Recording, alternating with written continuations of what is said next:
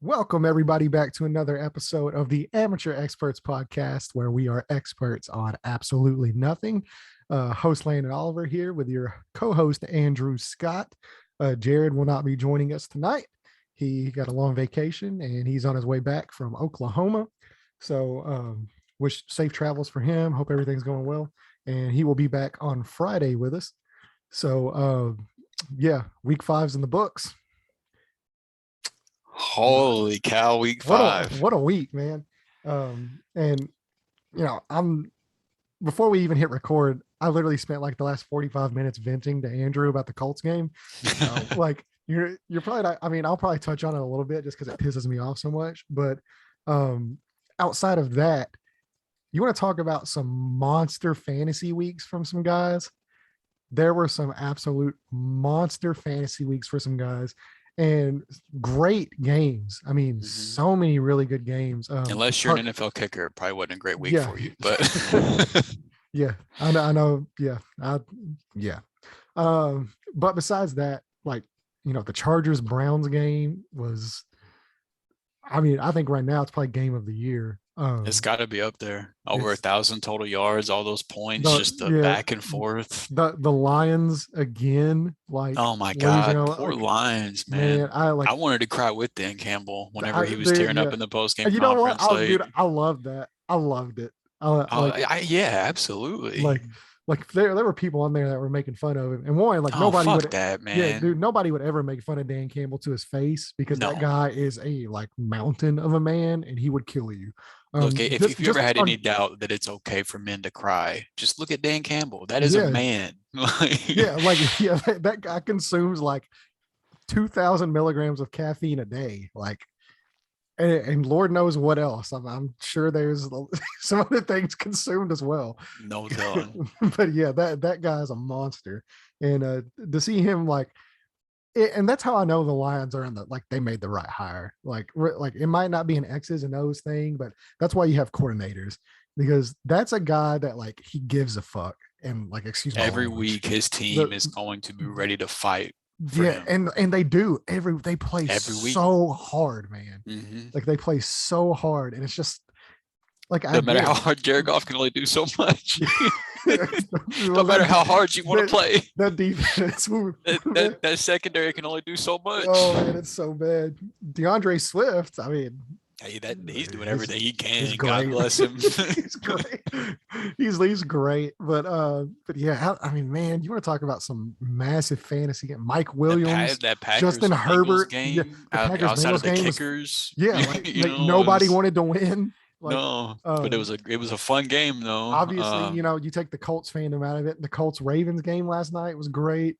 Gosh, there's just so many great games. I think there's been more games, they said, through the first 5 weeks decided by a field goal or less in overtime than there have been in NFL history through the first 5 weeks of the season. So regardless, some might say it's bad football, because kickers can't kick this year.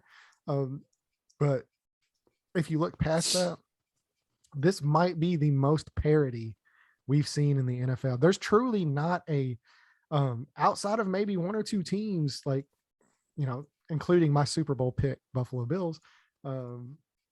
Nobody circles the wagon like the Buffalo Bills, but there's truly not been a dominant team this year. And it's fun to watch because even the bad teams are competing, with the good teams. So it's definitely been an interesting 5 weeks, but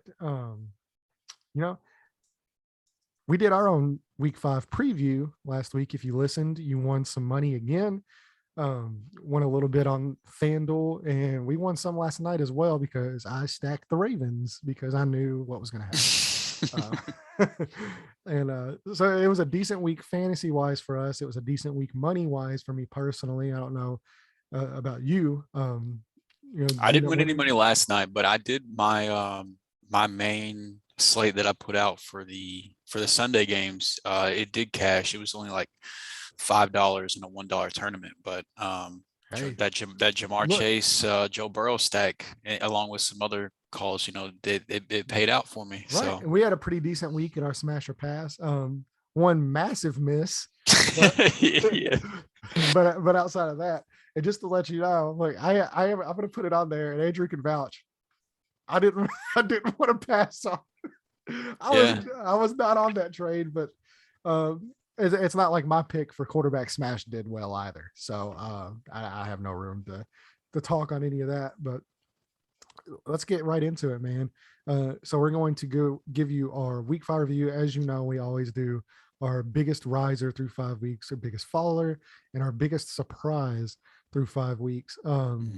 And look, man, I'll let you take it away, man. Like, let's go like surprises. Let's see what we're looking at, or not surprises. Let's go with our risers first. What are we looking like? So I don't gotta go far. I don't gotta go too deep into anybody's memory for mine. I'm going right back to that Monday night game. I'm not going with a team though. I'm going with a player. And it's Lamar Jackson, man. And I understand that the Colts were down several members in their secondary last night. But Lamar Jackson, you're an NFL player. There's no excuse. Yeah, and look, this guy is a thrower of the football. This is no more of that. No, not bad for a running back shit. Like, this guy is an NFL quarterback, and he's an elite one. Yeah, exactly.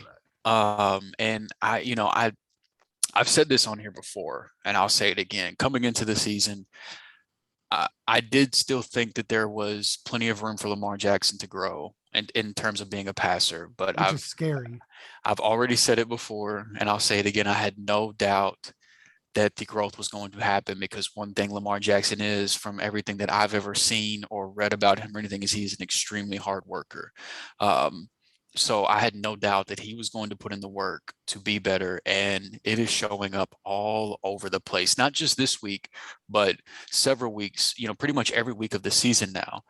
This was a team that if they couldn't play with a lead, good luck. I mean, if they fall behind, then that game's a wrap. You can move on next week.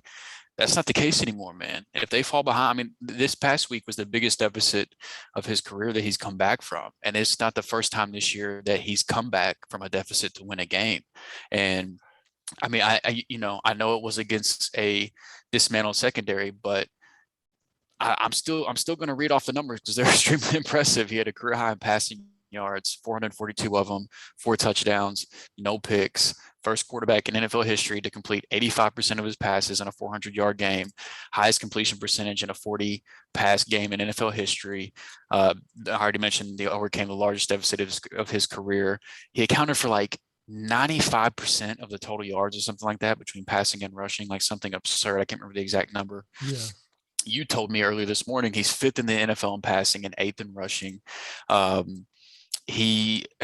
mean, over 500 total yards. And the one thing that I loved was there was this clip that got caught on TV of once the Ravens got the ball in overtime, it like the the camera zoomed over to Lamar Jackson, and you could hear him like looking out the field, and it looks like, reading his lips, it looks like he said it's over.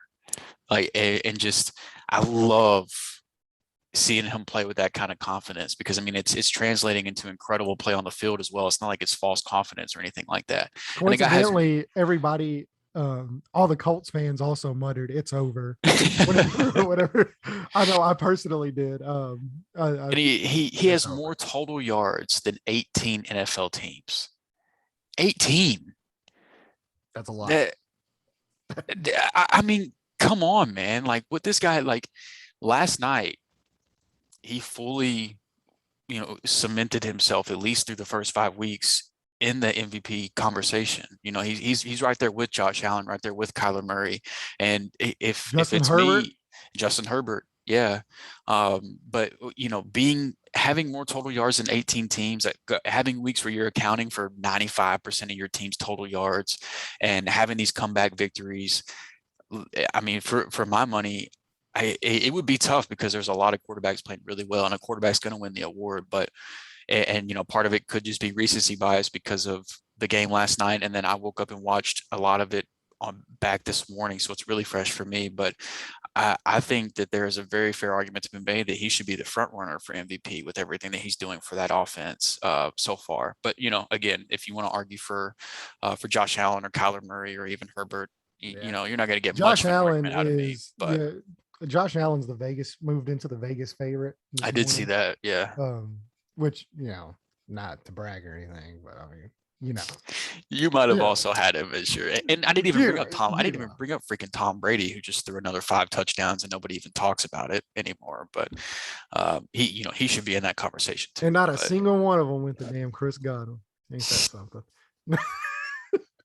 Not a single one, or Cameron Brate. Both players I wanted to score. A couple bad beats there, but yeah. So I mean, my riser, there will be weeks that I pick teams for risers and fallers and sleepers and things like that. But look, we're going to be doing this for 18 weeks this season, So I was gonna say we have 13 more weeks of this. Yeah, like for a faller 1 week, I picked just the Washington football team defense. I'm gonna I like to be able to spread out the level a bit instead of just teams in general. And so, the riser for me this week is Lamar Jackson as a full legit NFL quarterback in all phases of being a quarterback. He's arrived. Yeah. And this makes me super excited to get Rashad Bateman back on the field next week. This is an offense that can finally support multiple pass catchers. Yeah. I expect them to. I mean, Rashad Bateman's it's gonna be awesome. Yeah, he's so talented. Yeah, once he gets comfortable in this offense, he's gonna pop all. It might take a couple weeks, but I mean, it's gonna be awesome. So for my riser of the week, and I know we've talked about them for a couple of weeks now, but if they just continue to rise for me, because of how impressive they are. That is the Los Angeles Chargers. And to go back to the MVP, race, like even though I had Josh Allen as my MVP, Josh Allen is the favorite through 5 weeks for the MVP. He is not actually who I would pick to be the MVP right now. I would personally pick Justin Herbert. This kid, man. It's unreal. And we've both talked about it multiple times because we both shit on ourselves constantly about, but I mean, it's not even just us. I mean, the majority of everybody who does the draft missed on this kid outside of Los Angeles, obviously. I mean, outside of the Chargers and Chargers fans. Yeah, exactly. I mean, even some Chargers fans were not thrilled with this pick. Yeah. And to me, that's probably the best thing outside of Phillip Rivers, to happen to that franchise. And he looks every bit of a top 3 quarterback in the NFL. Now, I mean, you're splitting hairs because, these young quarterbacks, man, this is special.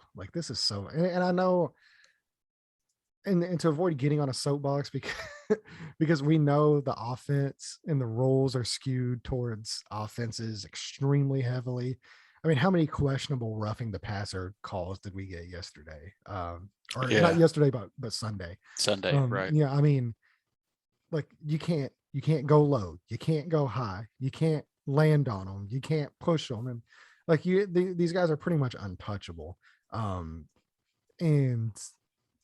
it skews it some, but at the same time, regardless of that, what these young guys are doing is, I mean, it's crazy. You have Josh Allen. We haven't even mentioned Joe Burrow, who was doing it. Who looked awesome. Yeah, but he needs to slide so he doesn't kill himself. Gosh, yeah. Did you see what Aaron Rodgers said today about it? Aaron Rodgers was on the Pat McAfee show. Of course, they do it every Tuesday with week, him. Yeah. And they asked him what he said, after the game to Joe Burrow when they were in the center of the field talking. And he said, you're a special player. You have, the sky's the limit for you as a player. For the love of God, learn how to slide because this league's going to need you. Aaron Rodgers said, he's like, you need to slide. You need to learn how to slide. He does, man. Yeah. But regardless, to get back to my, I think there's there's two clear best teams in the NFL right now. I'm sorry, it's not the Rams, even though, the Rams they do look really good. I just think right now the Chargers and the Buffalo Bills they're just on a different level of play. I think if push came to shove right now, and this is even not even talking about the Cardinals. I mean, you're like, who are still undefeated. Now they didn't have their best game, but look, you're not going to score 45 points every game. Like, you're going to have to win some of these games that you don't play your best. And the Cardinals did. So, I mean, the Cardinals are still undefeated, and I still feel like they're getting no love from the media because everybody's on Buffalo, the Chargers, the Rams. Nobody's even still like, it's like nobody's still bought into to Arizona. But yeah, I mean, this is a team that I didn't even have making the playoffs this year, which is why they continue to be such a riser for me every single week. Is, they give up 50 points or almost 50 points, they still win. At the same time, they can play a defense. Like, if they're on defense, there's enough talented pieces on that roster that, they can win 7-3. It wouldn't surprise me one bit if they had one of these 7-3 games here, like in a week or two. So, I mean, they can just beat you in so many different ways. The Mike Williams breakout is finally happened. Like, that guy looks fantastic. We've been waiting. Here it is. Yeah, finally. Like, we were both waiting so long for this. Keenan Allen, of course, is great. The tight ends are good. The running game is good. The offensive line looks good. They're fine. The run defense is really the only thing that concerns me. Like obviously against Cleveland, they're the best running team in football. You're going to struggle, right. But yeah, even the previous weeks this year, they've really struggled against the run. But Brandon Staley is an incredible defensive mind, and as the season goes on, I do think that gets better. So while it's a concern right now, I don't think it's a season-long concern. No, I'm not worried about. I'm not worried about any of the coaching aspects of this team. Obviously, how I feel about Brandon. Like, we text all the time about Brandon. God, I miss you so much, man. Every time there's a video on Twitter about him, like in a press conference, it's like somebody like takes a recording from my brain and puts it into Brandon Staley, and then he talks, and it's like listening to my thoughts on like football, and it's like yes, like everything he says is just like yes. Yeah, like that Jack Nicholson meme, like where he's just like, yeah, like that. Every time I hear Brandon Staley speak, that's what was like playing in my head.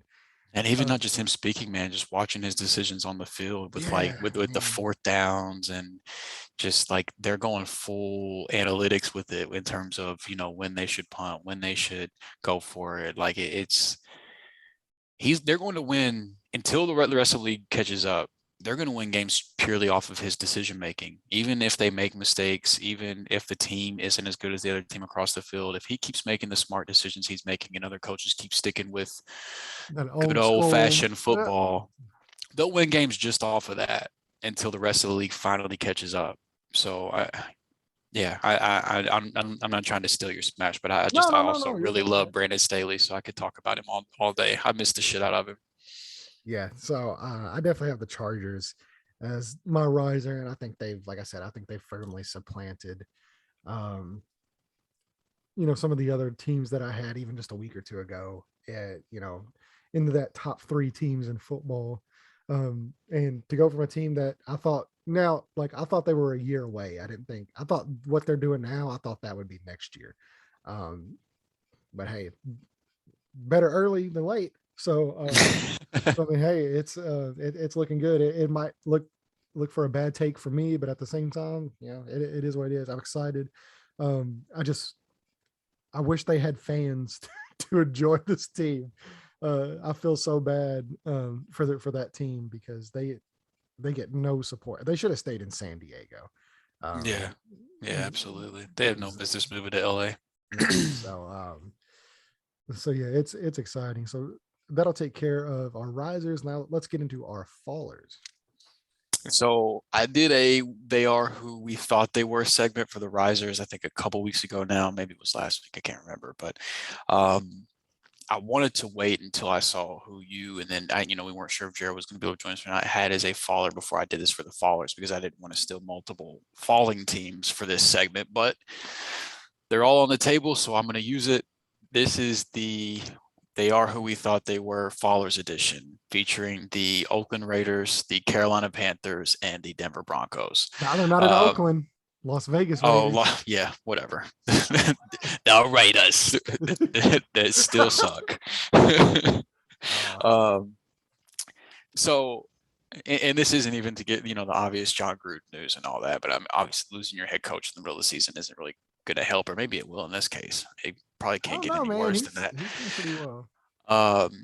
But these teams were teams that got off to hot starts. We were trying to figure out who they were, and over the last couple of weeks, I think that they're starting to show us. I think that Oakland and Las Vegas and so they also should have just stayed, though. Like, the Oakland fans were too passionate for that. They didn't deserve that. But the Raiders and the Broncos, while they both got off to hot starts, I think that they are still the two teams that'll be fighting for third place in the division. It's amazing what playing the Jets and the Texans will do for you. Yeah. And while I think the Broncos do have some talent on defense, whenever you don't have a quarterback, man, it's tough to compete with teams that also have decent pieces around them. Which, I know you're going to be talking about Kansas City in a second here, so we'll see if you still agree that you think that they're, the top two in their division. But I do think that while there might have been some hope that Denver or the Raiders could make some noise in this division, I think that they will find their place where we expected them to be in the division. And the Carolina Panthers, they didn't have Christian McCaffrey the last 2 weeks. That makes a difference. He makes a huge difference on the game on a weekly basis. But Sam Darnold looks like the Sam Darnold that we all know and love. I think everybody victory lapped on him a little too early. Yeah, a tad bit too early. And I mean, even when I tried to hold off on the victory lapping, I was enjoying watching it because it was some confirmation bias for me there very briefly, because we talk about our misses on quarterbacks. He was quarterback one for me in that class, just ahead of our cover boy for the YouTube thumbnail, Lamar, who was my quarterback two. And I had Josh Allen all the way down to quarterback four. But, we're not going to talk about that anymore.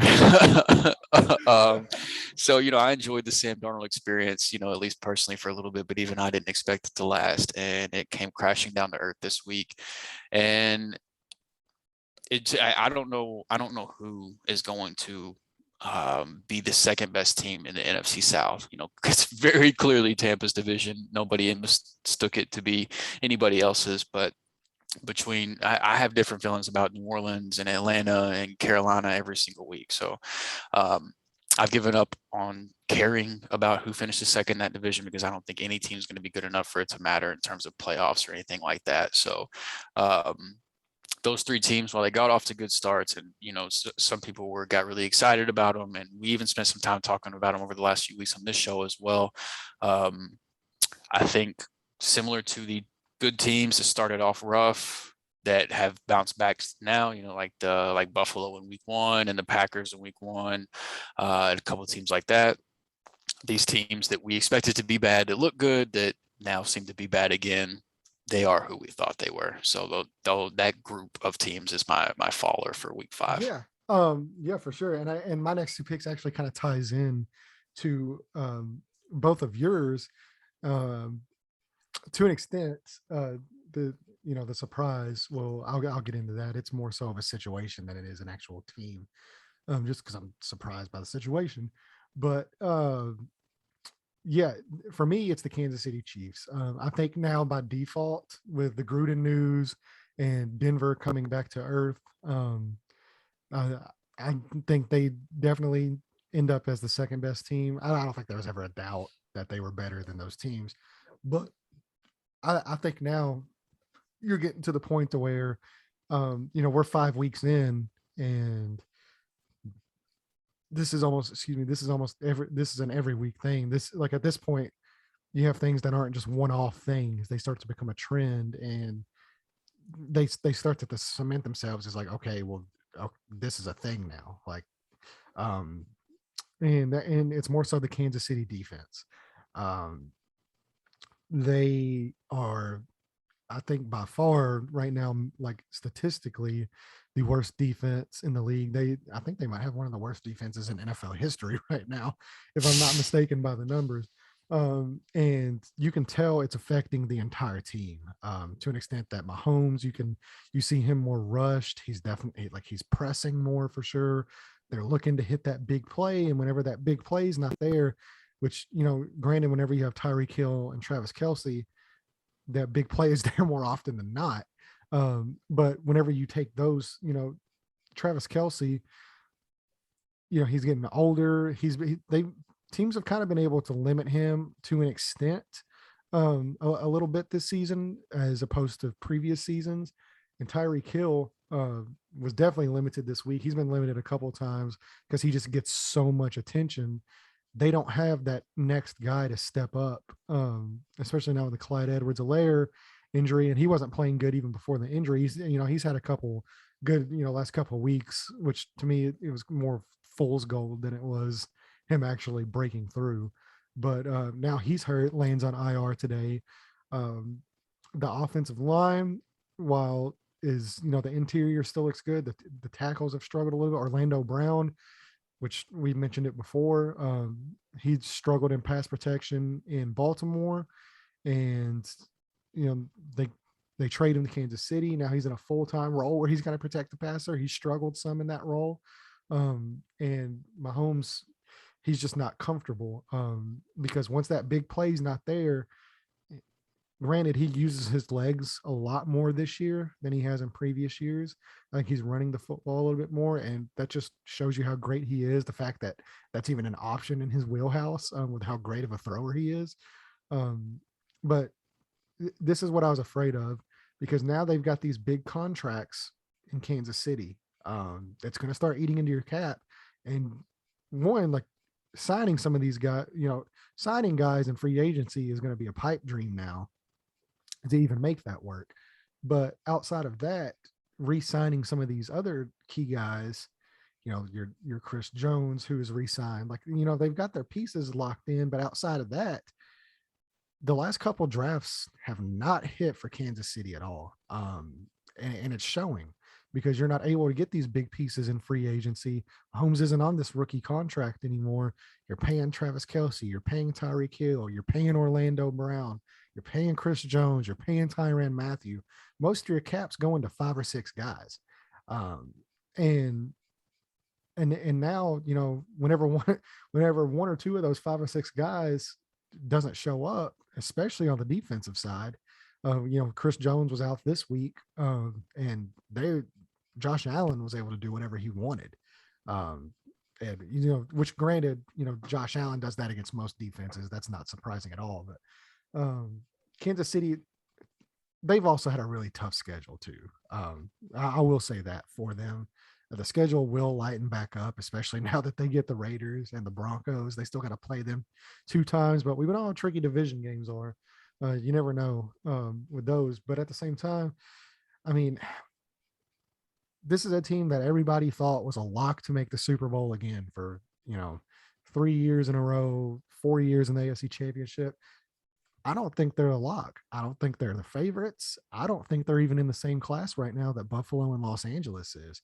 I think right now, Los Angeles, I think they have the inside track to that division. Now, Kansas City is a good enough team, and Mahomes is a great enough player that, they're probably going to win 9 to 10 games, and that can get you into the wild card for sure. And nobody's going to want to play that team in a wild card game. No, that would be terrifying. Yeah, nobody's going to want to play that team. So, I mean, I still think they can be successful, but until they solve some of these defensive issues, I think their days as a contender are, there's a great 1-year dynasty, and it's what a lot of NFL I was going to say dynasties turn out to be. Yeah, I was going to say, and that's just the nature of the NFL. Like, I mean, look at Seattle. Seattle's a perfect example. They went to a couple Super Bowls, won one, lost one, paid Russ, that big contract, paid a couple other guys, and they weren't able to they couldn't keep the Legion of Boom together. It's basically insert every franchise here that's won a Super Bowl other than the Patriots. Outside of Tom Brady. I wouldn't even say the Patriots, outside of Tom Brady. We do this all the time with NFL teams that win the Super Bowl. Right? Yeah, exactly. They're so young. They have this could be a potential dynasty, and then a bunch of guys get paid. You miss on, 2 or 3 draft classes, and this is where you're at. You're asking Mahomes to do way, way, way too much. And as great as a player as he is, I mean, it's weird saying that you got to get a guy with Tyreek Hill and Travis Kelce some help, but I mean, look, like, you know, But I mean, the reality is, I don't think personally that the pass catchers outside of those guys are that good. that's what I'm saying. Like, I mean, McCole Hardman, we've been waiting, and I don't think he's that great. Byron Pringle, Demarcus Robinson, they signed Josh Gordon, and for whatever I'm still reason, holding out hope that he turns into something because I look, love Josh Gordon. no, I'm going to give him. I like Josh Gordon. I don't have a problem with Josh Gordon, but I mean, if you're counting on a guy who's barely played, over 30 years old, yeah, I mean, his last relevant year was like 2013 or something. It's, you can't count on guys like that. You're going to have to hit on these draft picks, and it's, the linebackers are bad. The defensive line outside of Chris Jones gets absolutely no pass rush. They have no pass rush outside of Chris Jones, and because of they have no pass rush, the secondary looks even worse than it already is. And, secondary is not good to begin with outside of Tyrann Mathieu. But, I mean, yeah, I just think they're, for now, I think their days as being in that elite class of AFC teams, I think they've fallen, one tier down. I think there's a clear tier now with Buffalo and the Chargers. Yep. And then I think that next tier, I mean, Kansas City's still right there. Yeah. Them Baltimore, and Baltimore actually beat them, so I don't know if you can even put them up above Baltimore right now. No, I think they're in that tier though. I agree. I think they're together. Yeah. I get what you're saying, because Baltimore's gotten very, very, very lucky. And not even they have had a couple. No, I'm not even talking about the Colts game. Even that Chiefs game where they beat them, there was some lucky Chiefs stuff game, that the Lions went game, their way. The Lions got screwed out of that win. Yeah. There's so Baltimore is very fortunate to be where they are, and they're going to have to play a lot better if they're going to want to beat, some of these teams. But look, it's the NFL, which is why they're also not a Buffalo Chargers tier. Yeah, exactly. They need to put together a more dominant performance. There was no reason with his injury, both teams everybody's dealing with injuries. Injuries aren't an excuse, but there was no reason that Colts team should not have been ran out of the building in Baltimore. And granted, you saw the fourth, third, and fourth quarter, they were able to put up all those points, but that should have been all game. As great as the Colts are, I mean, they're, the Ravens, as great as the Ravens are, you got to blow out bad teams. And right now the Colts are a bad team. And it's, you got to put together some more impressive wins. But and I even think the Browns are in that. I mean, we haven't talked about the Browns yet. No, they're absolutely in barely, who barely. I mean, you're looking right now. If the Browns don't choke that game away, and the Browns were dominating them early in that Cleveland, Kansas City, the Browns looked really good. The Browns don't choke away that game. You're looking at Kansas City at what, 1-4 right now, or not 1-4, but. What are they? Yeah, no, they would have been 1-4. The only team they beat other than Cleveland was Philly. Yeah, and we see what's happening in Philly right now. Who is also, I believe they are also 1-4. Or did they win this week?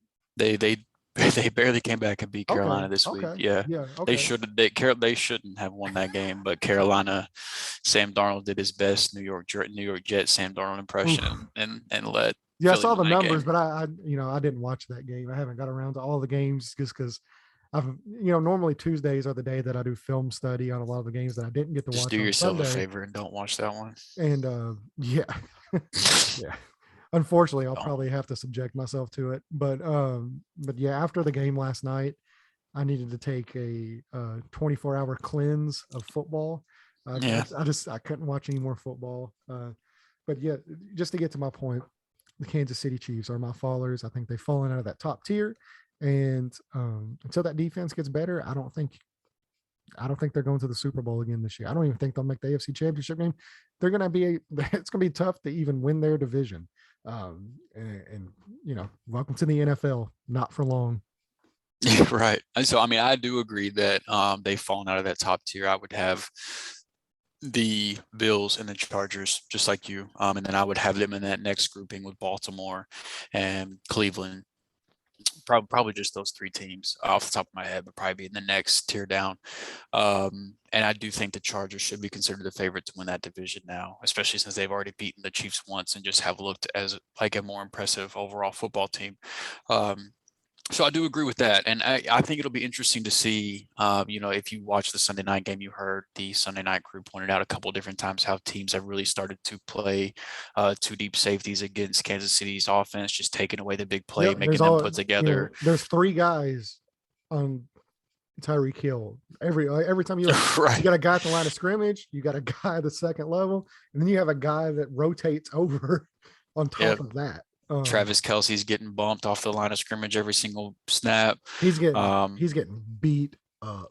He took a couple shots in that game this last week that you can tell the teams watch the Super Bowl film from what Tampa Bay's defense did. So I mean, it'll be Andy Reid is as good of an offensive mind as this league has. So I'll be interested to see how he adapts his offense and the adjustments that he makes, because he's got. Here's the thing too, and I don't know if he's calling the plays and Mahomes checks out on, because I know he's given Mahomes a lot more freedom the last year or two, but whenever they're playing that too high safety, I mean, they're inviting you to run the ball. They want you to run the ball, which is why you've seen over the last couple of weeks, outside of this week, Clyde Edwards-Helaire have 100-yard games, and people are daring them like, look, well, you can run the ball against us. We're not going to get beat deep. If I'm a defensive coordinator, and I'm not, but that is also how I would approach the Chiefs. Exactly.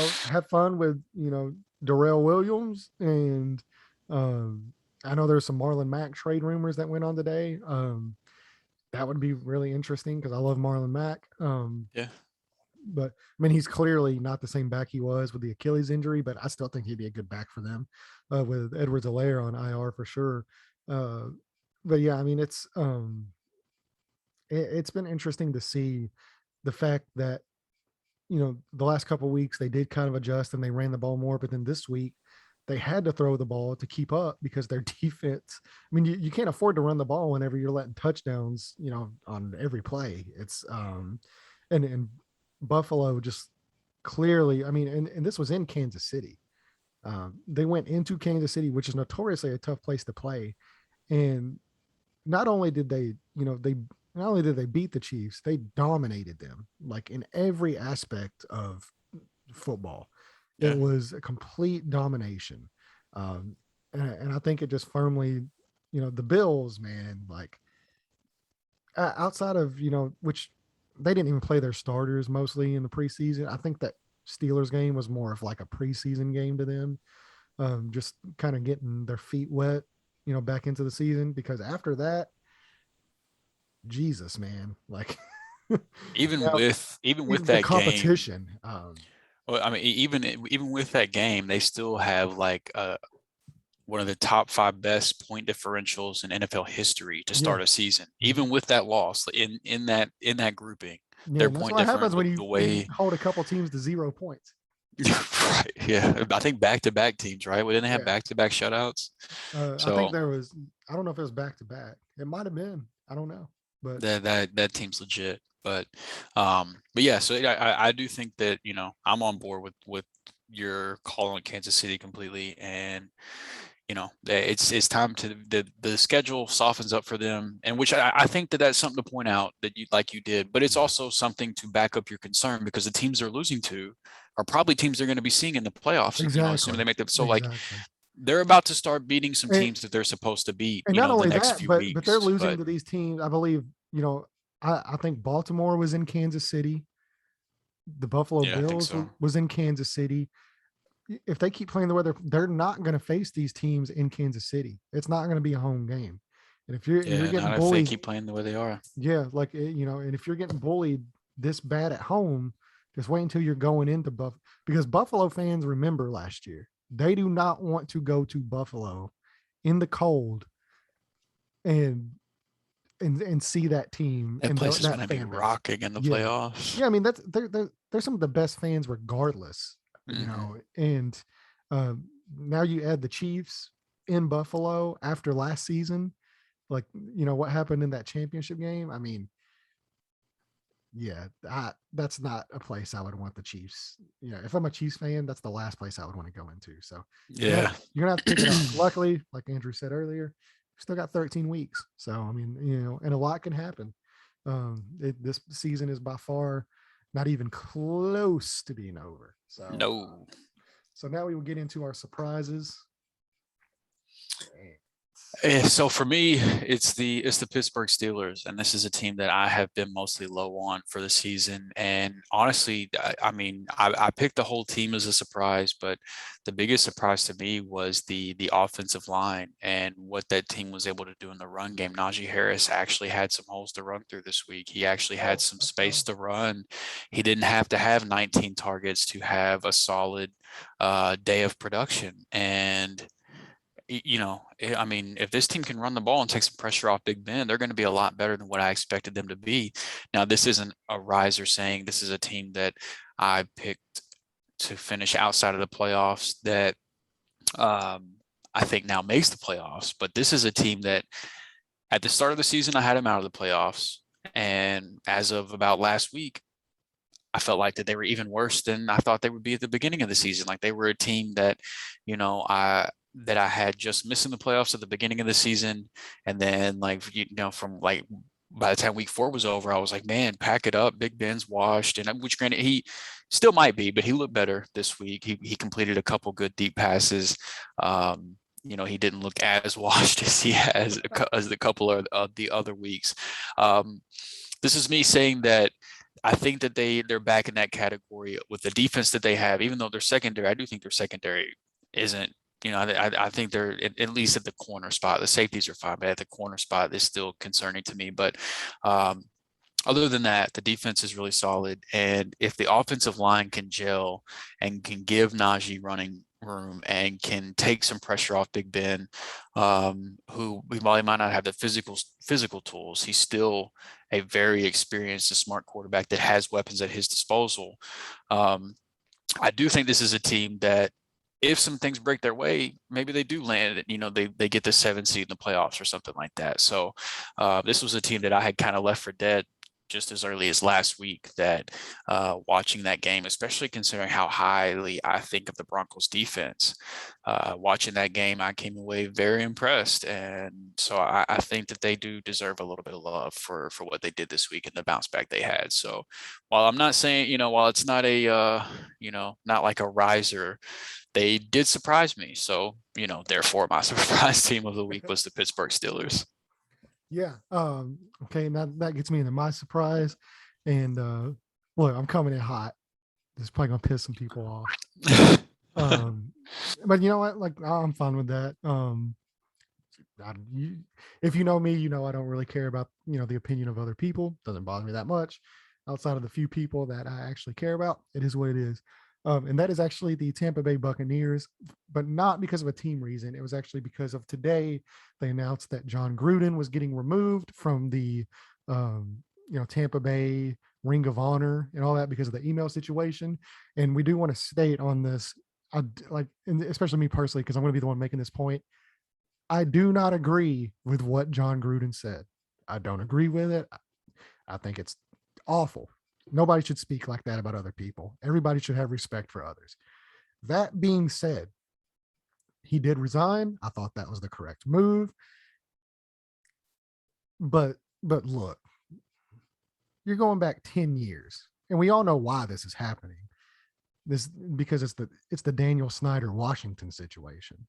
Right. I do want to make sure we're completely accurate, though. It's not just 10 years. Oh yeah, some of the earliest it's going back. were just from 3 years ago. 2018. I want to make sure that we're we're not making it going sound all like the way back from 2018, to 2018. Right. We're not saying it all took place 10 years ago. I'm just saying that they go back. Right. They do go back that far. Yeah. And look, what he said was wrong, but removing the guy from the Ring of Honor, and this is what gets me. people love to pick and choose whenever their moral compass works. And this is one thing I cannot stand. And I'm not even saying about cancel culture or whatever, the fuck that is.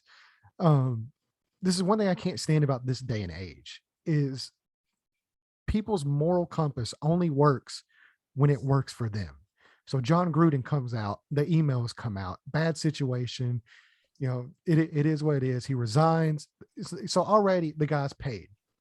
He's paid his price. He doesn't have a job. Probably not going to be involved in football at all.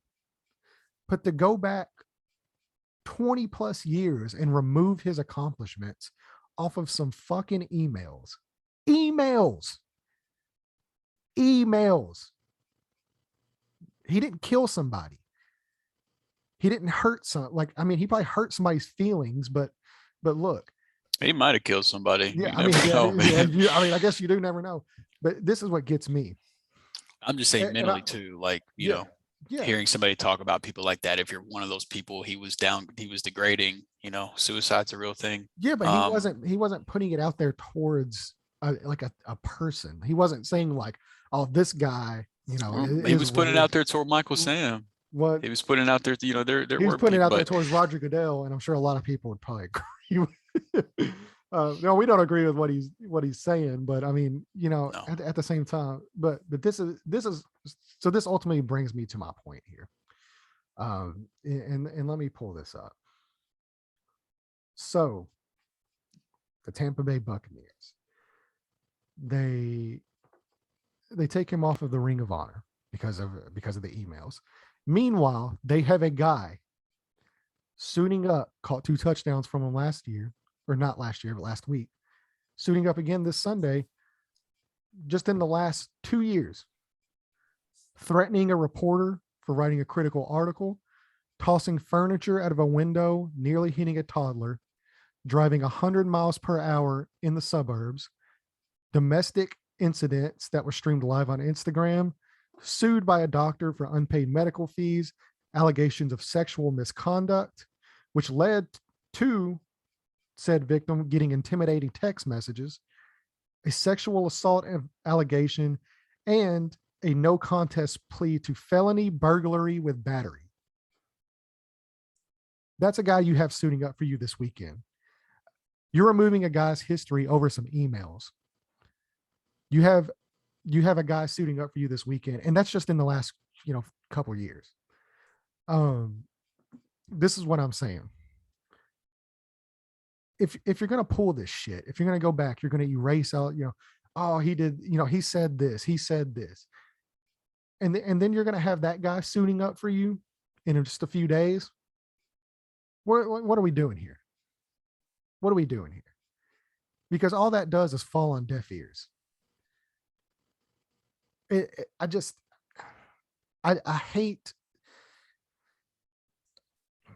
hate the moral compass situation of it, where like, oh, he said some words, he hurt some feelings, and what he said is bad. I do it. Like I said, I agree. I don't agree with what he said. I think he should have been punished. I think what happened was correct. But whenever you go as far as to completely erase a guy's history, but they're not going to erase the Super Bowl that he got him. No, because he won that with Tony Dungy's team. So they could just say Tony Dungy deserves that credit. I would love that. I've been saying that for 20 years. I would love that. Right. You're doing this to bow to a mob and to make yourself look good. So all this says to me is, what you say, and granted, it was personal emails too. This isn't like he's out there like emailing, the media. This is a personal email. I mean, I would hate to have stuff that I've said. And like, if you know me, like, one, I'm an equal opportunity hater. I hate everybody equal. I don't care what color you are. I don't care what creed you are. I don't like you. But I respect other people. But that being said, like, everybody has gone through and said stuff in their private lives. And this is everybody. I don't care who you are. At some point, you have fucked up in your private life. And we have to give people, instead of just removing accomplishments and striking their name out of the books and bringing the hammer down, like, like I said, I agree. He did what he did was wrong, and he needed to lose his job. Not necessarily lose, but he needed to resign. That was the right call. But removing every mention of this guy from the NFL, like just to be completely blackballed. None of us are perfect. We have to start having compassion, and not only that, teaching compassion to other people who might not have it, like John Gruden. I guarantee you that's the way he was brought up. Guaranteed. The guy's 58 years old, been around football for probably 40 plus years in that culture. This is where we need a culture change. You don't, punishing guys and removing them, all that does, what do you think that does? Really, what do you think that does is whenever this is the reaction to a bad situation? Does anybody learn a lesson? So I think yes. I think those that maybe have said things similar to that, because he was sending these emails to people, so clearly he was comfortable saying these things. It was to Bruce Allen, right? Who was, if you don't know the situation, we'll just go over real quick. So Daniel Snyder, who's the owner for the Washington football team, was accused of sexual misconduct from a bunch of other women. So the NFL launched an investigation, and they, Bruce Allen at the time when all this was going on was the general manager of the football team. They secured all the hard drives from everybody involved with the organization at that point, which included over 650,000 emails. In those emails of Bruce Allen were John Gruden's emails, which were obtained and leaked. And they only leaked those. There's been no mention of the guy who was actually accused of sexual misconduct, who is an owner of an NFL team. Which, take away what you will from that. You have quite the distraction from what's actually going on in that situation. But yeah, so that's kind of the rundown. And of course, if you've read the emails, you know what was said. Not very good stuff. A lot of homophobic slurs, racial slur. I don't know if there's any really racial slurs, but there were some racial tones towards, some key NFL figures. Just overall, just bad stuff that shouldn't be said, even in your personal life. Like, you just need to try to respect everybody equally. Everybody's human.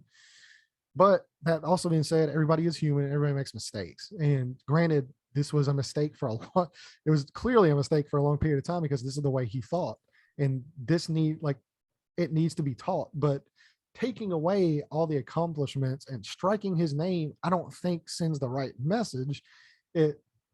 All that does is cause these people that do think like that to further withdraw, and you're not teaching them anything. They're like, people are still going to talk like that, and that's an unfortunate reality. Is all you're doing is, like, these guys are getting tighter and tighter and tighter, and they're going to start sticking together even more, and eventually all this shit, it's going to get bottled up, and it's going to explode, and it's not going to be pretty. That's just the unfortunate situation. It's just such a bad. Whereas if everybody had compassion, like, okay, you fucked up, you resigned, you paid, that's your penance. You don't have a job anymore. Granted, you're fine without a job. You got millions of dollars. You'll survive. But that being said, now let's bring you in and let's teach you why what you said was wrong. Instead of everybody lighting you up on the internet, instead of striking your name from the record books, and John Gruden just, never existed. It just never happened. Let's show you why you were wrong. Let's sit down and let's teach you the errors of your ways. Let's do this with compassion. Let's do it with grace. And let's invite people to grow together as humans and learn. Because all this does is just divide. It just divides. And now you've got one side versus the other side. Nobody comes together and learns from this. It just causes more division. And that's going back to my main point. Tampa Bay's just doing this just to save face, just to get on the action, because they're clearly okay with domestic violence and burglary with battery charges and terroristic threatening from a guy they signed a week and a half ago, who we all saw the video. I don't know if everybody did, but most people that have seen the video, I mean, they're clearly okay with that. So, I mean, why should some words hurt? Um, I just think it's virtue signaling, and I think I just don't like the moral compass of the situation, because it's picking and choosing what's okay and what's not. Um, and it's just false. It's fake. It's fake. I do agree that I don't think Tampa Bay is taking him out of their ring of honor for the right reasons. I don't have a problem with him doing it, because I mean, the reality is, if what he said doesn't represent your team's core values and your beliefs and what you want your organization to be known for, as I think their statement was something along that line. I don't have any problem with them taking him out of the ring of honor. I don't, if you're going to be consistent. Yeah, I think that you can. I think you can say that John Gruden was horribly wrong, and NFL teams' morals are fucked. Yes. Like it's not one or the other. Yeah, I agree. That was my point.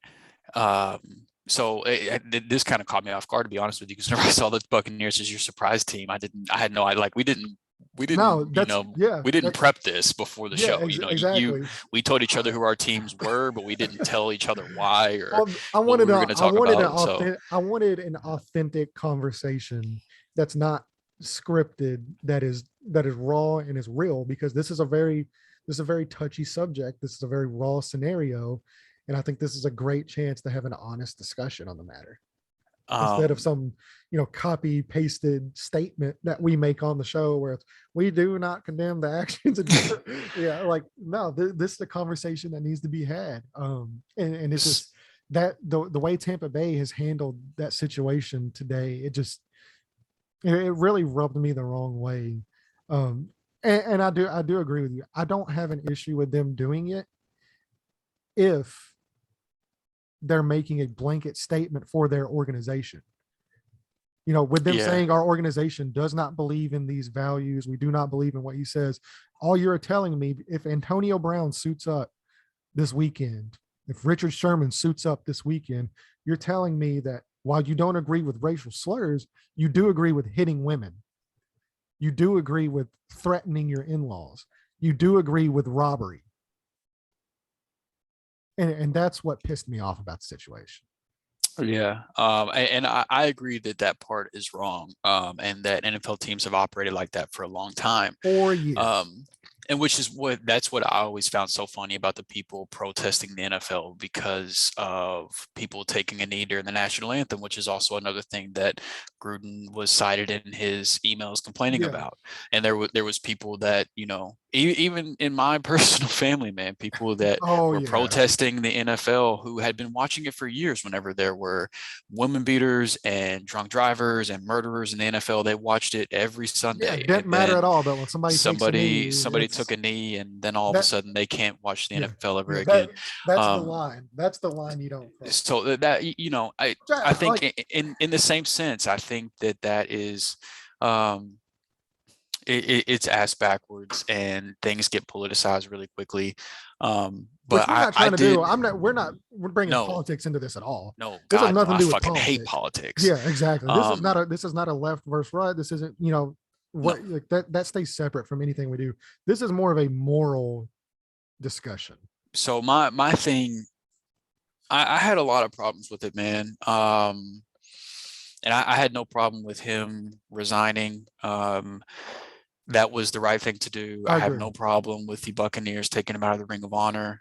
I do agree that he should. Now, it sucks to say that we still have people that have 60 plus years of experience on this earth or close to it, especially people like John Gruden that have been around the different amount of diverse people that you get in NFL locker rooms and things like that. You shouldn't have to teach people especially, you shouldn't have to teach anybody at this point anymore, but you shouldn't have to teach people that have been around that amount of diverse of people that being gay is okay, and being a person of color is okay, and being a female is okay, and that they should have those same opportunities. You shouldn't have to teach that, and it's a sucky reality that you still have to. It is. It is.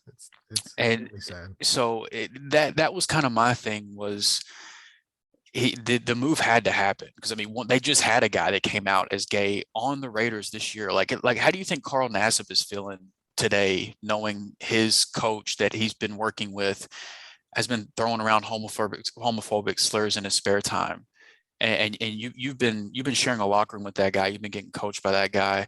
Like I can't imagine how he's feeling right now. And not only too, I mean, like, not only on the field, but I imagine there's been some life lessons, that have been brought up in those meetings, in the football team meetings with John Gruden. Yeah. I mean, that's the thing, as an NFL coach, is like, it's almost kind of like high school, where like, you're not, I mean, granted, these are grown men, but I mean, you're also, you're guiding young men, and you're guiding other men. You're supposed to lead a group of men, and you don't ever want to believe in a leader like that. No, and so it sucks that he might have been fed something that, like, John Gruden probably at one point told him he was proud of him or something like that, and Nassib was probably, and Gruden should be proud of him. I don't know if he was. I mean, you hope he was, but it's hard, and that's just like, I've seen a lot of people saying that, and I don't know one way or the other what he meant by the racial slur, if it actually was a racial slur or not. But I've seen a lot of people trying to say if it was or wasn't, or if somebody should be John offended Gruden or wasn't offended. It was something to do with lying. Yeah, but I'm a little tough to inclined to give him the benefit of the doubt right now. But my point is, I've seen a lot of people that look like me trying to tell people that don't look like me if they should be offended by that or not. That's not our place. No, absolutely it's not. It's just not. I don't give a damn if you think it was offensive or not. That's not for you. So shut up and stay in your lane. Like, I'm not like a stick to football person. I'm not one of those guys. But if you look like me, deciding if that was offensive or not does not belong to you. Period. That's how I feel about that. And I just, I think it's unfortunate, man. I just wish, regardless, and eventually I have to believe, because if I don't believe, then that means I'm saying I have no hope for the world that my kids will grow up in. But I have to believe that eventually this will get better. But it just sucks. I don't know why why is it such a fucking hard concept to just treat people with respect, regardless of who they're attracted to, who they love, what they look like. But even to that point, and here's the sad thing, is it has gotten better. We are, compared to like 10 years ago or something like that. Yeah, absolutely. Well, no, compared to like in any time in human history, we are more free to do whatever. Now, there's always going to, like, I hate being like this because it is a cynical view, but I feel like it's a realistic view. There's always going to be somebody that does not agree with who you are or your decisions. It's the way of the world. It's the way, like, go overseas and be gay. You can't. You'll get murdered.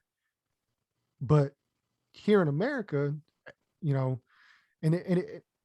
it's not making it right, but I'm just saying, like, we have come a long way, and I think it's bad to not acknowledge that we have grown so much over the last, like you say, even 10 years, but even going back further, even the last 60 years, there's been so much growth, and a lot of it, I don't want to pat the back, but our generation, where, we've grown up, obviously, like my relationship with Ray and stuff, like, we've grown up with friends of color where our grandparents didn't, or maybe our parents didn't. and we've learned to respect other people. And our generation is leading the charge into that. Um, so to say, I mean, yes, you do hope it gets better, and I think it will continue to get better as we keep having discussions like these, as long as we keep them civil, and instead And of it's still, even though it yeah, has gotten better, the fact it's that we're nowhere still near having as these good enough. concussions, the fact we're still having Nowhere these near good discussions, enough. it's not good enough. Yeah. And it's just, I do agree that compassion needs to be a part of it. And that these need to be treated as teaching moments. You can't cure hate with hate.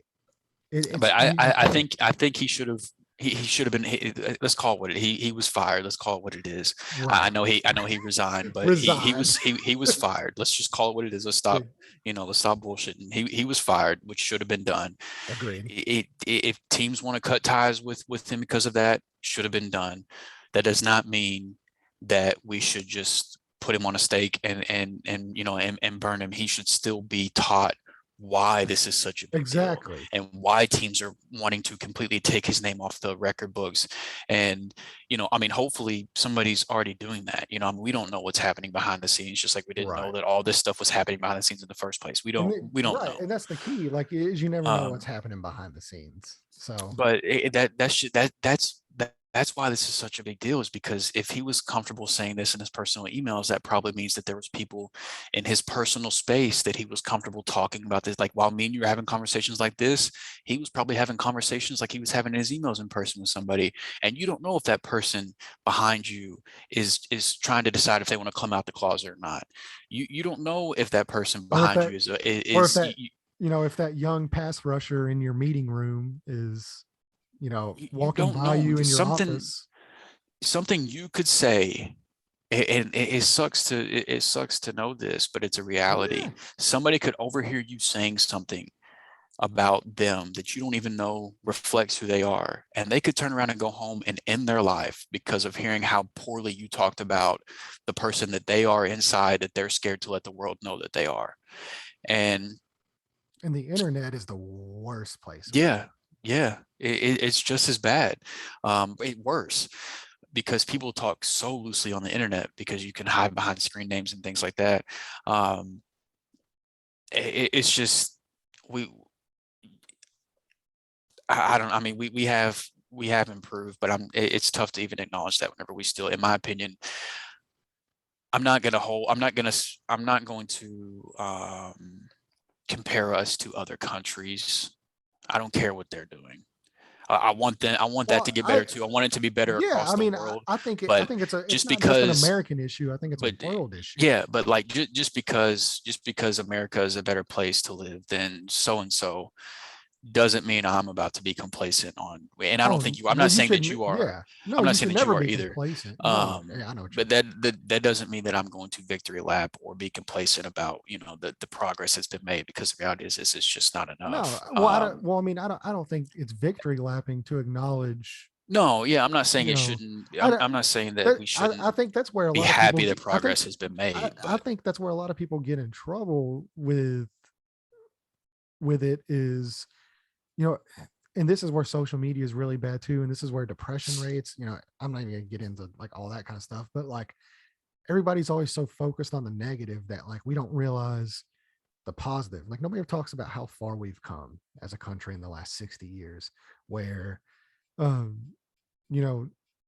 we have so many successful, gay people, successful women, successful, minorities, whether you're Black, Asian, Indian, whatever your ethnicity is, there's so many people that are successful in this country.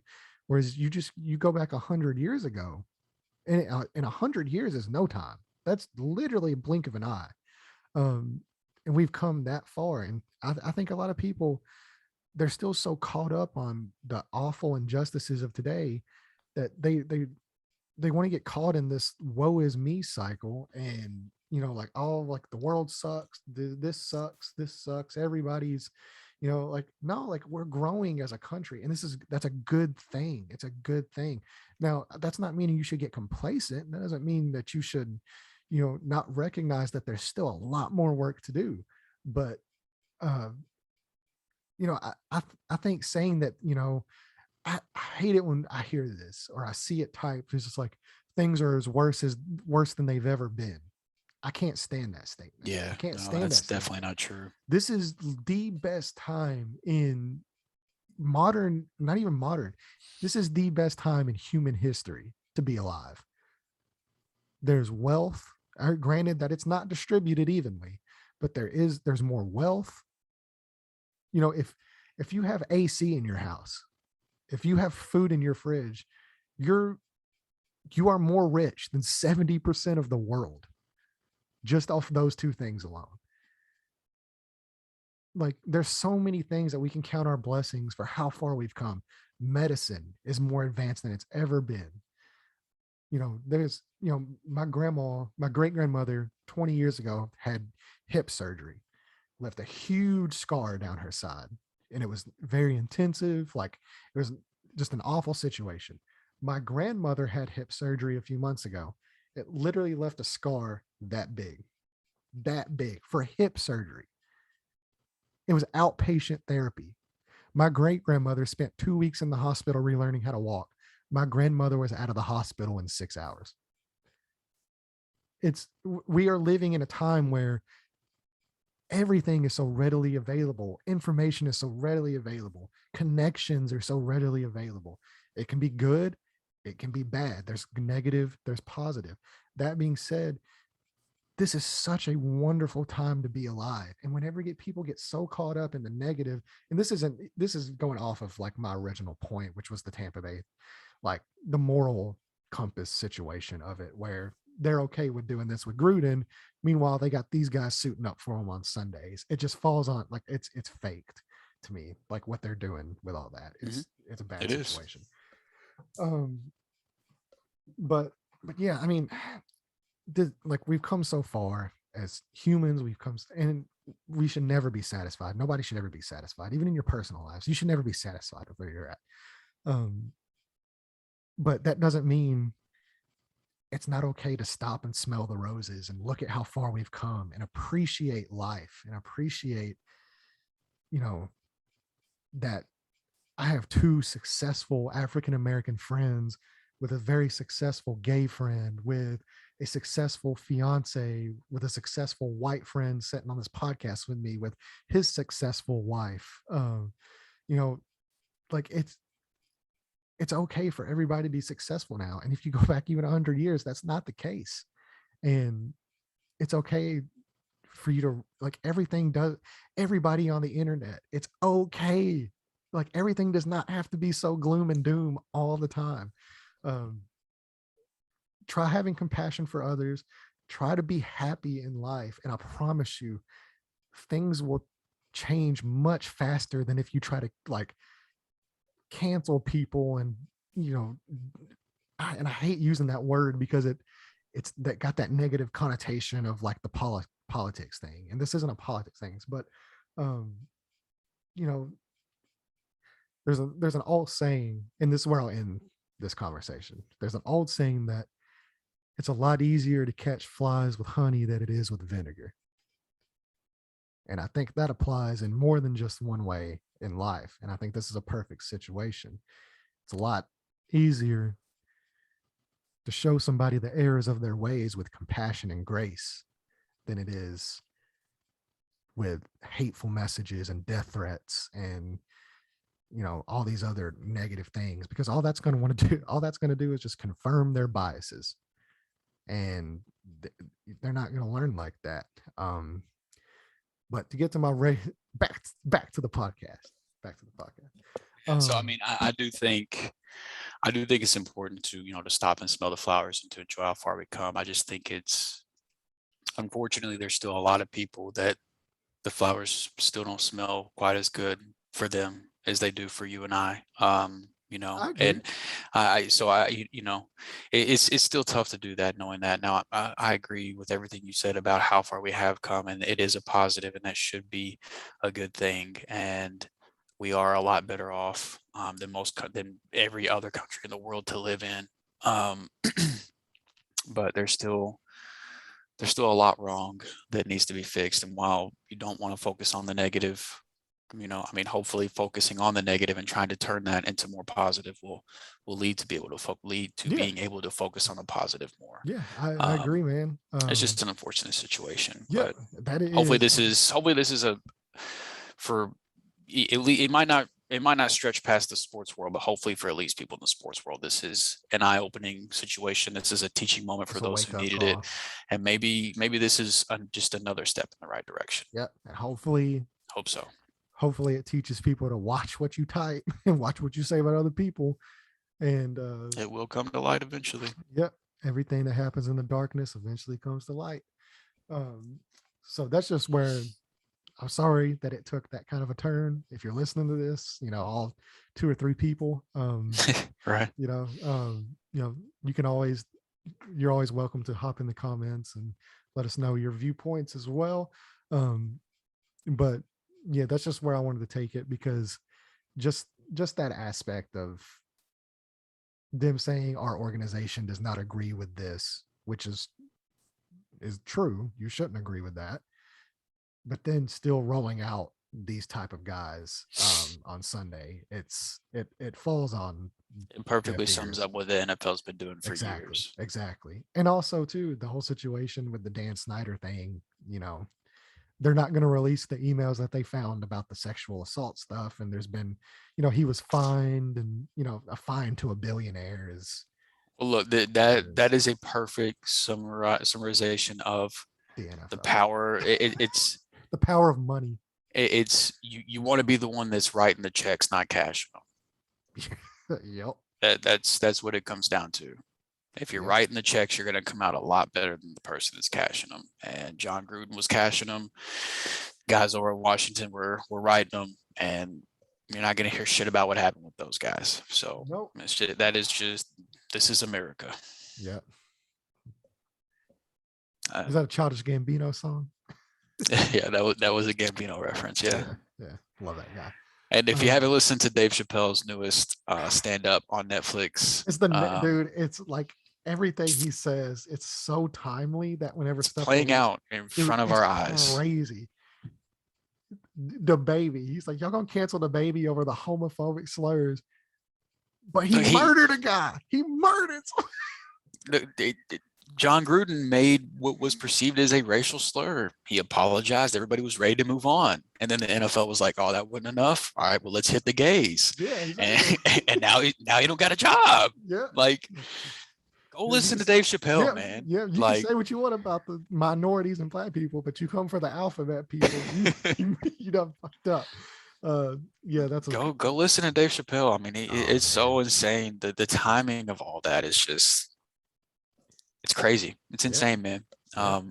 But anyway, we've got some week 5 Smash or Pass and DFS to talk about. We got some football to talk about. So some more negative conversation that's going to be had here. But. Yeah, exactly. Yeah, like I said, I apologize. For anyone listening to this, and like I said, we're not. This is not a political thing. This is just us talking about. Equality and human rights has nothing to do with politics. Exactly. So if you're trying to make it into a political argument, you've already lost, and you're in the wrong spot. So take that shit elsewhere. Yep. Anyway, so I mean, hopefully if people did listen to that, hopefully it was informative. Yeah, hopefully it was informative. Hopefully, I don't know. Hopefully you just learn to treat people with respect. And if somebody has a different viewpoint, be informative. Talk to us in the comments. Let us, if you agree, disagree, whatever. Having a difference of opinion is okay. Yes. I mean, it's not okay to be racist or to be homophobic or anything like that, but having a different opinion on any topic, and having a different way of thinking in life is how people grow. Exactly. Grow. Just teach instead of destroying people. Yep. Speaking of growing, I think Alvin Kamara grew a little bit this week. He kind of leveled up a little bit this week compared to what we've seen. And so let's go ahead and give a big kudos to Jared, who I wish Jared was here to victory lap his calls this week, because this man did a great job with his smasher Aaron pack. Jones. Man, and I told you whenever he said who his running back pass was going to be, and then he stepped away right before we started recording. I looked at you and said, "This man has bigger Some balls than I do," cojones. because I would not be able to make this call. But so his running back smash was Alvin Kamara, who ended up being the running back 5 on the week and half point PPR, scoring 26.7 fantasy points. That's absolutely a smash, especially with how up and down Kamara's been this year. To say this is the week he finishes near the top. He killed that running back pass. Normally top 5 running back Aaron Jones, he said, you're still playing him in redraft leagues, obviously, but temper expectations. And he said, don't touch him in DFS at the price point. And then he turned around and brought in 12.9 fantasy points, good for running back 24, barely made it into the running back 2 conversation for week 5. And I believe his teammate AJ Dillon might have had a better week than he did. He did. I think he had 17 points. Yeah. So what a call on that one. And then running back sleeper, Leonard Fournette, he did what running backs do to the Miami Dolphins and was running back 15 on the week with 19 points, which, you say running back 15, you're like, I mean, that's a good week. But then you look, it was just a good week for running back. Like 19 points is usually good for a running back 1 finish. Yeah, that's a great week. So even though he was running back 15, that's normally a running back 1 type of output. So whenever you got guys dropping 30, 40 points. Right. There was just some insane games this week, but Leonard Fournette had a great game and was, for where he was ranked, a lot of different places and things like that. He definitely outproduced his ranking for the week. So, hey, Jared did a great job with the running backs this week. That's 2 weeks in a row where the running back position has just crushed on this show. He killed it. Yeah. Speaking of killing it, you killed it with your wide receiver smash pick. That was Jamar Chase finishing at wide receiver 6 with 24.9 fantasy points of 25 points essentially. And he's looked great. I believe he has outproduced even after the Justin Jefferson season last year, he has outproduced every rookie outside of Randy Moss. Only person on pace with Jamar Chase is Randy Moss. Yeah, Randy Moss and he's actually outproduced him as a fantasy wide receiver through their first 5 games. Now, Randy Moss, I believe, does have him in the yardage total by just a few, but not by much. And he Jamar Chase is special, man. Remember whenever all he did was drop passes? You remember that? Those were good times. Wide receiver pass was. I don't have a problem with the call because it was essentially similar to Aaron Jones. It was a temper expectations call because he was going to be shadowed by Bradbury. At least I thought so. And the unfortunate thing was he caught a touchdown and he was being covered by a New York Giants rookie corner on the touchdown catch. So it was not a complete shadow of James Bradbury like I thought it would be. You take away those 6 points from that touchdown. I think it was like a 15, 20-yard touchdown pass. So take away 7, 8 points because I don't think that touchdown happens with Bradbury there because Amari annihilated that rookie corner on the route. Like he made him look bad. It would have been a much better call, but I mean, wide receiver 23. But even then, I mean, you can't take away the touchdown. It happened. So. It did. It happened. And so, he was a back-end wide receiver too, which most people drafted Amari Cooper to be your wide receiver. He wasn't, drafted as a wide receiver 1 in most leagues. So you're not necessarily upset with that. And then in DFS, the touchdown saved your day. So my wide receiver sleeper, oh my God. Laviska Shenault, I thought there was such a better week ahead for him, but he came in at wide receiver 60, and I'm all the way out on pass catchers for the Jacksonville Jaguars, man. I mean, they don't know what they're doing. Agnew was like a converted defensive back or something, and you've got him and Tavon Austin. I'm pretty sure they both had more targets than Shenault and Marvin Jones, and it makes me sad to say I'm out on them because I love both Marvin Jones and Laviska Shenault as players, but I don't know what to make of those weapons and how they're using them and what the hell Urban Meyer's doing. I think the only person that was happy about the John Gruden news was Urban Meyer because finally somebody was talking about a coach other than him.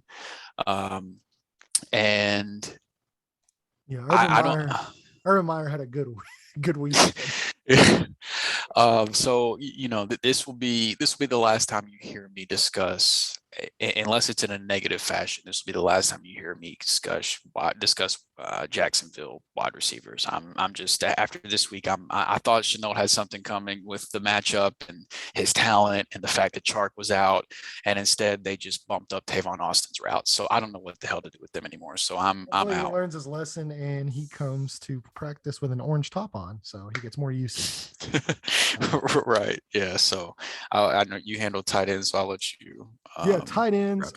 Another barren wasteland of production. I got to do it this week, and I'm already dreading that shit. It's so hard. This is the worst position by far. Tight end smash was Dalton Schultz. The targets are there. He's looked really good. He dropped a touchdown in the end zone, hit him right in the hands. And if he would have done that, he would have been the top 5 play that we thought. Even that being said, still finished as tight end 8 on the week. So you still had a top 8 tight end, performance from him, even with a dropped touchdown, which, further confirms he is taking over that tight end 1 role in Dallas and should be a consistent starter from here on out. Tight end pass was Noah Fant. He was home run. Yeah, he was a top 5 tight end going into the week. Finished as tight end 30 with 3.5 points on the week. So hopefully you listen to the show and you set him, because the Steelers do not let up on tight ends. That's a tough team to score on. Now, for every home run, we always have a strikeout. And my strikeout was Cameron Brate on the week, on a week that Tom Brady threw 5 touchdown passes and Rob Gronkowski did not play. Not a single one of them went to the tight end. Not a single one went to tight end or Chris Godwin. The 2 guys I needed to catch touchdowns, which I technically didn't need Chris Godwin to catch a touchdown. I just would have poured it on at that point. But yeah, tight end sleeper was Cameron Brate, finished with 1.7 fantasy points. Was tight end 52 on the week, and that is why we call them sleepers. So even though I would have said, I would rather play Cameron Brate over Noah Fant, you still would have been angry with me. But look, you wouldn't have been much better off regardless. Yeah, I was going to say then not playing any of them. 1.3, 1.4 points. Yeah, it's not a big difference between them. It's 1.8 actually is the difference. 1.8 fantasy points was the difference between tight end 30 and tight end 52, which is literally a what is that like? If you lost by 1.8, you should have put yourself in a better situation to win in the first place. Exactly. So now, me and Andrew, I will take the quarterback smash because this was my call. I had Jalen Hurts as the quarterback smash this weekend, finished as quarterback 16 with 22.9 fantasy points, which isn't a bad week at all. 23 points from a quarterback. It's not going to kill your week. Yeah, it's not going to kill you. That's not going to win you some weeks, like somebody will talk about here in a second. Like our past did. Yeah, like our past. But yeah, you would have hoped for a little bit more production. They weren't very good at all up until the end of the game. I believe he threw a touchdown or so.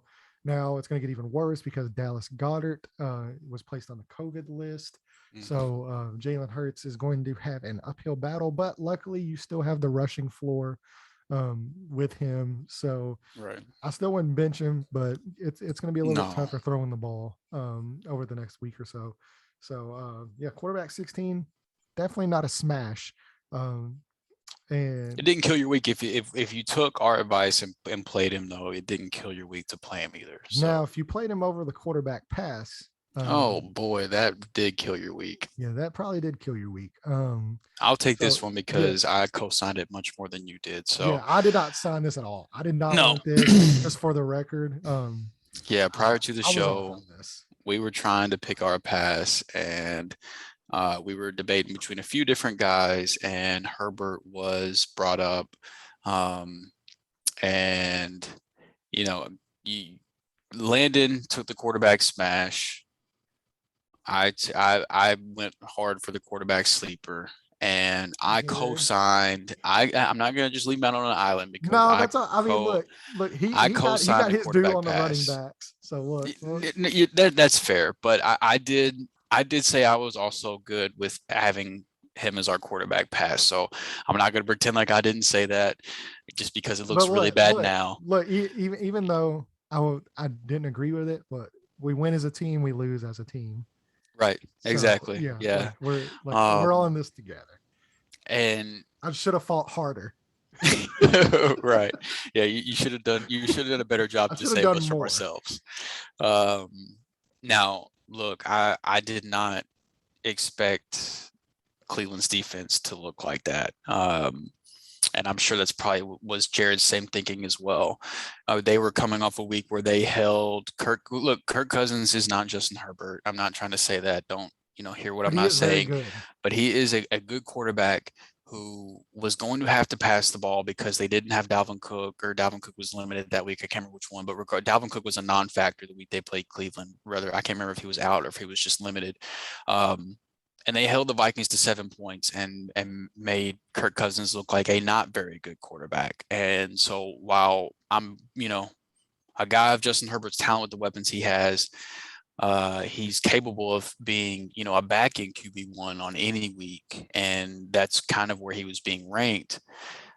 We were just basically saying, maybe not a QB1 week, a back end QB1 week. And then he went out and had the best game of his career. So certainly a miss, certainly a bad call. Whenever you're doing these every week, and especially for the quarterback position, whenever you're having to try to pick a guy that's normally close to the top that you think's not going to finish there's going to be some risk with that, and there's no sugarcoating it. We missed this one. And just for the record, I'm pretty sure the great Matthew Berry had him on his love-hate list he puts out every week. I'm pretty sure he had Herbert on his hate list. So it's not like we were alone in this thought. Do you remember who my quarterback pass was whenever we were talking about the discussions that y'all said I was crazy? I don't know, to be honest with you. It was Mahomes. No shit. Who finished as quarterback 14 on the week. Would have been a much better call than Justin Herbert. Yes. I picked Patrick Mahomes as my quarterback pass. I probably would have got a few more clicks too. So not only would it got us a few more clicks, we would have been, I know. Look, between right. Aaron Jones, and then some of these weird calls, even you last week, you killed the wide receiver. Did you had running back? Yeah, you killed it last week. Yeah. Maybe we need to start making some a little bit more bolder. Yeah, some of them have paid off. But yeah, so Justin Herbert, clearly quarterback 1 was not a pass. You should not have said him. You should not have faded him in DFS. He would have won you money. He would have won you your week, unless, you were playing me in our 12-team Dynasty League tournament. Even if you would have played him, it wouldn't have mattered. You still would have lost. But, other than that, I mean, most people that played Herbert would have won. Quarterback sleeper. This one was, I was okay with. So this was I was heavy on the Joe Burrow, Jamar Chase stack this week. Jamar Chase was my wide receiver smash pick. I was banging the table for Joe Burrow to be our quarterback sleeper for the week. I had that stack in my main DFS lineup that I set this week. Now, I said I expected him to be a top 12 quarterback, and he was quarterback 13. It's frustrating because he was like half a point away from being quarterback 11. He would have leapfrogged the two guys. I forget, it was Aaron Rodgers and somebody else that he was only like a half a point behind where he would have been quarterback 11. But he was not. He was quarterback 13, so he fell just short of what I thought where he would come in at. But still, for a quarterback sleeper, for you to get a back-end quarterback 1 there, I don't feel too bad about that, but would have liked to see him get, maybe just like one more passing touchdown or something to really just elevate him into that solid quarterback 1 status. But he won me some money, so I'm not mad about it. Right. So yeah, once again, overall, a pretty solid week. All of our smash and pass outside of quarterbacks did really well. So that just goes to show you that while for everyone we did call for that, the sleepers are a little bit more difficult week by week to come up with. Yeah, and that's because we're not picking, the running back 15 on the week to be the running back 13 on the week. We're really trying to dig deep into the 30s, the 40s, the 50s in terms of where guys are being, where guys are being buried in rankings, and we think that they should be higher for the week. There's going to be some misses involved with that, but there's going to be some hits too. Yes, we will There's tell going to you be about some hits those too, though. Yeah. It's not like we just talk about the hits. So this isn't the greatest hits album of the Amateur Experts podcast. We got the misses in there too. Yes. Outside of that, so our smash and pass, our DFS results. I don't know if the free lineup that we had won any money or not. I don't think it cashed. I've got it. I'd have to look. In the contest I entered it in, it did not cash. And honestly, we did a triple stack with Derek Carr, Henry Ruggs, and Brian Edwards in that Vegas Chicago game, and then Vegas scored 9 points. So whenever you invest that heavily in an offense and only scores 9 points, it's not good. But Jared also had Kamara and Najee Harris in there, who were, two great options. They both had 20 plus points at the running back position. Devontae Adams had 30 plus points. So there were some good pieces in there, but not quite enough to make it cash. But Vegas was the big letdown. Vegas was a big letdown for everybody this week. So yes. And shout out, speaking of that game, shout out, I actually told my mom to pick the Bears. She's in like a money pick'em league. I told her to pick the Bears over Vegas. She did. She won. Worked out well. Yeah, she won quite a bit of money this weekend. Off of some of her projections. So good job to my mother. Hope you enjoy that cash. You can always share a little bit of it my way if you need to. Right.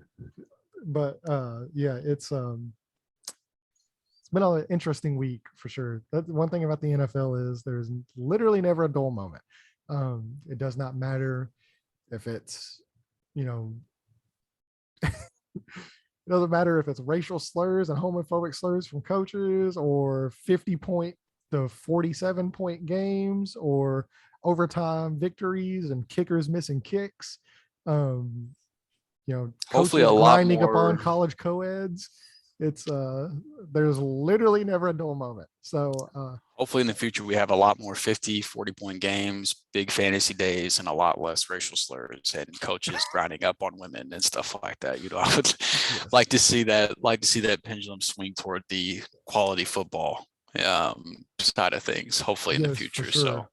That will end our podcast and our week 5 review, our smash and pass and results for the DFS games, and our wonderful discussion of ethics that we did.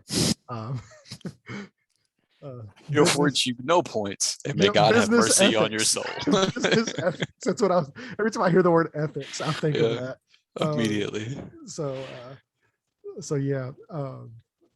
We'll let Andrew do the closing, and we will get out of here and see you guys for next week. Yeah, so as always, thank you for hanging out with us, for listening, for hopefully participating in the comments and things like that as well moving forward. If you've made it this far, hopefully you've somewhat liked what you've heard. So be sure that if you aren't already subscribed to, go find us wherever you listen to podcasts at, and go subscribe, follow, whatever that platform wants you to do now. They're all different, but go keep up with the podcast on whatever podcast platform you want, and then head on over to YouTube if you want the visuals to go with the audio. We are on YouTube as well. Make sure that whenever you get over there that you subscribe to the channel, hit the little bell that pops up whenever you do click subscribe, so that you can be notified of when the new episodes roll out. Only going to be 2 a week. You've got your weekly recap at the beginning of the week, and then you've got your fantasy and DFS prep toward the end of the week to get you ready for the week. So, got a little bit of everything that you need football wise coming from this channel. So make sure you hit the bell, and then, of course, while you're here on this episode, go ahead and drop a like. It helps us out a ton. And then get in the comments and let us, whether you want to talk about the football stuff, or you want to talk about the ethical stuff, or the morale stuff, whatever you want to talk about, just get in the comments and continue the conversation with us. And, let's hash this thing out. Let's try to make each other better people. You know, Yes, it's a group effort. Civil conversation. Yeah, it is a group effort. We don't think anybody is soft around here. We don't think anybody is snowflakes. You can get upset about things. You can feel away about things. You can have opinions about things. Here, that is okay. It is okay to do that type of thing over here. If anything, the Amateur Experts podcast, like most college campuses nowadays, is a safe space for you. Yeah, exactly. So yeah, see, we didn't have those whenever I was in college. We just had we had snotty professors and Chick-fil-A. So, which one of those is great. Right. I'm not going to elaborate on which one, but yeah. So thank you guys so much for sticking with us. Like Andrew said, we can't wait for Smash and Pass and DFS for week 6. We're getting further along, and all that does is just make the calls easier because we see trends. We're 6 weeks in. We know what to expect now. So if anything, we should be winning even more money. But it's the NFL. We know how that ends up. You think you know one thing, get swerved the next way. So thank you guys so much for listening, and we will see you here shortly with a new episode.